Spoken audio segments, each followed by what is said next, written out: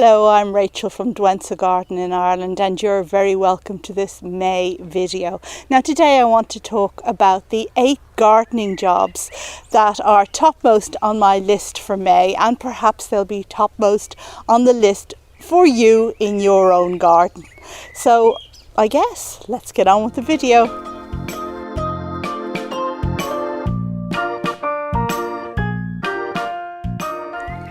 If you're new to the channel, then you are very welcome. And before we get stuck in, just to let you know that I garden in what roughly equates to as hardiness zone 9. Now, we don't use that system here in Ireland at all, so just take it as a rough guide for what I might get through the winter and I might not. And today we're talking about the 8 gardening jobs for May.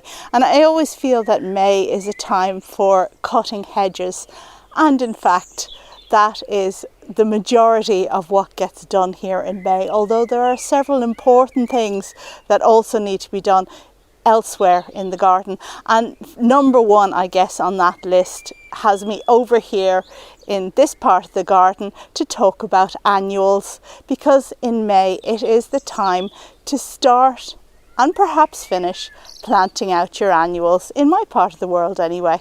Now, as you can see, this front bed here is full of cosmos, which just went into the ground yesterday. A sum total of 96 plants in all. And I do confess that I think I've gone a bit overboard this year with the annuals. Well, it's hard to know when to stop, isn't it? You just keep on sowing and sowing, and if they do well, then what's to stop you? Because although I've put 96 into the ground here, and 14 salvias and 41 red cosmos over the other side, there's also 100 snapdragons further down in the garden, and that's only a fraction of the annuals I have waiting to go into the ground so far.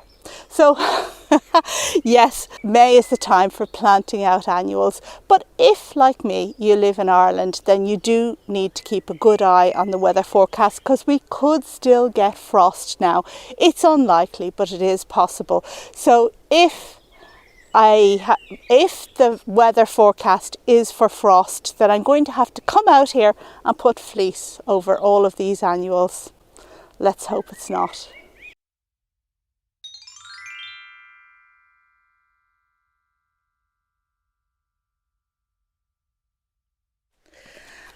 And speaking of taking those little plants out of the greenhouse and putting them in the garden, there are a couple of things you can do in May to help in the greenhouse. And the first thing you need to start is to feed your potted plants with liquid fertilizer. Very important, whether they're in your greenhouse or your cold frame or just in a sheltered position outdoors. Having got that out of the way, you may want to consider taking down the bubble wrap in your greenhouse if you've put it up, sorting out the greenhouse and just giving it a very good clean. If you're a longer term subscriber, you'll recall the many videos I've made about taking down the bubble wrap and cleaning the greenhouse in anticipation of spring, because I always like to feel that the greenhouse itself is a thing of beauty and somewhere where I want to go and sit in the summer. Now, I know not everybody has the luxury of a large greenhouse or glass house, but it is great to have that space to sit and just enjoy those potted plants. So make sure they're well fed and make sure the space is inviting for you to sit there. Another job that's quite important to do in May is to deadhead your hellebores. We all have so many beautiful hellebores that brighten our spring when they burst into flower, but if you deadhead them now, then you'll make sure that they keep on giving going forward. If you don't deadhead them, what will happen is they'll produce lots of seedlings. Those seedlings will fall around the bed, which is great if you want more seedlings. But what also happens is that the plant will drop seedlings into its own crown, and those seedlings, as they get bigger, will kind of push the parent plant out of existence, which you don't want. So do remember to deadhead your hellebores, unless of course you're looking for lots and lots of plants to fill up a space. Along similar lines, I like to cut back my pachyphragma in May. So pachyphragma is a beautiful plant that is very vigorous but produces white flowers round about February, I want to say, and it looks amazing because there isn't much else flowering in the garden at that time, and it spreads quite well. It spreads a bit too well. So while I enjoy having this plant in wilder spots in the garden, I do like to control it, and in May I will cut it to the ground, leaves and all, and it's so vigorous it'll be back up again with fresh new leaves, which are of course a great thing to look at rather than tired old leaves. And in terms of perennials, we are all looking at the Chelsea Flower Show at the moment, and that of course is reminding us of the Chelsea chop. Now, the Chelsea chop is a procedure that you can do now which reduces certain perennials by about a third, and that means that you delay flowering, but the result is that the plants will produce sturdier growths, so that when those flowers do eventually come, they will hold themselves upright in a better fashion than the plant would have. And sedums are a great candidate for this, so now is the time to do the Chelsea chop. If you have a crocus lawn like I do, and oh my goodness, if you don't, I do recommend this. It gives the most joy very early on in the season when you have those beautiful little flowers popping up there unexpectedly. I absolutely love my crocus lawn. However, after it finishes flowering, you do have to leave the leaves intact to die back naturally, and that means you don't cut the grass that it's in. So you end up with an area of long grass, which looks a bit messy for a while. But once the leaves of the crocuses have died back completely, then you can mow the grass and mow off the dead brown leaves. So that's probably about 8 weeks after flowering. Certainly just keep an eye out, and when the leaves are brown, then you can cut back. So this May, of course, I cut back my crocus lawn.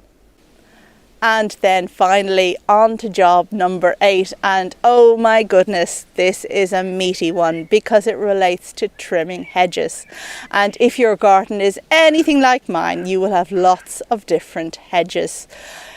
Even if you have a small garden, you've probably got at least one hedge or one bush that you like to neaten up at this time of year.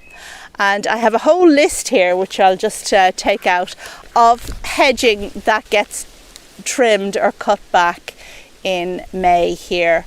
The first, of course, is the privet, and this makes a good and neat hedge that needs to be trimmed twice a year, I find, but mine has had its first trim now already and it's looking good.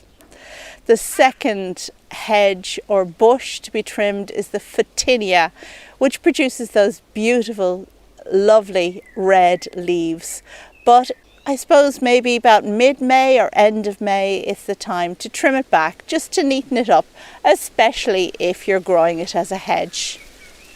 The next bush is Lonicera nitida, which is also known as Wilson's honeysuckle. And if you grow this, you'll know that it makes a very nice hedge, but it does need a lot of maintenance. So this is probably one that you're going to cut several times a year, not just twice. And it has small leaves, so it lends itself very nicely to being cut back. The only drawback is that you need to do it regularly. So if you forget this one, don't worry, you could do it next month or the month after. No problem at all, except not in deadly winter. The other bush that we cut back in May is the berberis or the barberry. I don't have a hedge of this, but I do have one bush which gets a trim, and that makes it look kind of like a mound. Looks much neater. And then we have the aucuba or spotted laurel. And I have a couple of plants of this in shady areas. Everybody knows it by its yellow leaves. You probably have a variegated one with splodges on those leaves, and it really does benefit from a neatening up in May. If you have a conifer that needs some trimming, then most conifers could be trimmed lightly at this time of year. And of course, the euonymus you will have seen me trim in my recent video on the boxwood substitutes. So I grow a euonymus cultivar as a kind of boxwood substitute, and I always give it a neat trim in May to get kind of balls in the bed, and I have about 6 of them and it looks really nice. So there was a separate video about that where I also talked about trimming my sweet box or soccer coccus, which can also be used as a boxwood substitute. And then finally onto boxwood itself. Now you can trim your boxwood near the end of May or the beginning of June, although I think the recommended information nowadays is that it should be left until later in the season, because if you trim it now it will send up fresh new growth, and then that's more susceptible to catch diseases, etc. But if you want it looking neat, then you will consider trimming it at the end of May or the beginning of June.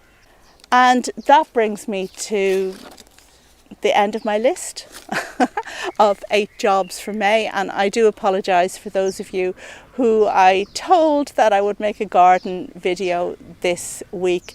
It just wasn't possible with the weather the way it was, so you have that to look forward to next week when we'll have a look around my garden and see, well, I guess all of the hedging and all of the plants that I've just talked about in this video and how they're looking, and hopefully there'll be a couple of great things in flower. The irises and peonies are just brimming. And just before I wrap up this video, and this has not to do with gardening, so if you've only come for the gardening video, then thank you very much and goodbye. I will see you next time round. But for those of you who are asking about my knitting, I just wanted to mention the jumper I'm wearing, which was the first adult jumper that I ever knitted, and it's called the First Star jumper by a lady called Julia Piro, who's from Czechia, I believe. And it's a great jumper for anybody who is new to knitting adult jumpers and new to knitting top down. So like many of us, I had knitted for years, but only children's and babies' clothes, mostly babies' clothes. And I was kind of captivated and enthralled by this new top down knitting, but I didn't know how to get into it. So I bought a pattern from this woman, Julia Piro, who isn't sponsoring me in any way, and I knitted this jumper, and there are videos to go with it which show you how to do it, show you all those tricky things like the German short rows and other things that I hadn't been familiar with anyway. So I do highly recommend that video if you are trying to knit top down for the first time. There goes my list of gardening jobs. Oh well. Anyway, so yeah, there it is. It's very simple. It's a very simple first off jumper, but I just thought I would show it to you since some of you were asking. Okay, that's it. That's the end of the video. Thank you as always for watching, and I hope to see you on the next one. Bye.